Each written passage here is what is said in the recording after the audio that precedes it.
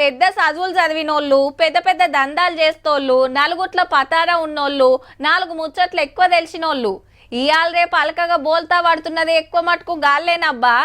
కానీ ఊరోళ్ళు అట్లా కాదు, ముక్కు ముఖం తెలియనోళ్ళని అస్సలు నమ్మరుగాక నమ్మరు. గా బుగులతోటే వాళ్ళు పైలంగుంటే అన్నీ తెలుసు అనుకునేటోళ్ళే ఉత్తగానే మోసపోతున్నారు.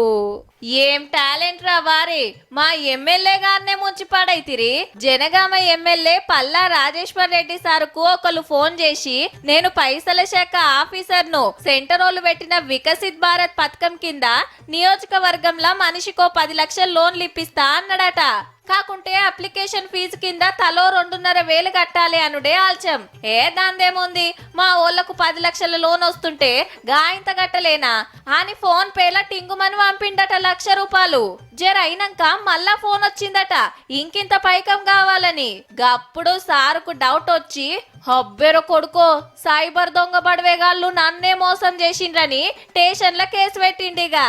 పబ్లిక్ కు ఫాయిదా అనేటోర్కు ఫోన్ చేసింది ఎవరో ఎంక్వైరీ చేయకుంటేనే పైకం పంపినట్టుండుల్లా. కానీ పల్లా రాజేశ్వర్ రెడ్డి సారు బగ్గా చదువుకున్న లీడర్. ఓ యూనివర్సిటీ, ఇంజనీరింగ్ కాలేజీలు, మెడికల్ కాలేజీలు నడుపుతాండు. బీఆర్ఎస్ పార్టీల సీనియర్ లీడర్ కాబట్టి పథకాల గురించి, పన్నుల గురించి చాలా తెలిసే ఉంటది. గసొంటి లీడర్నే బోర్లేసిండ్రంటే చూడుండ్రిగా.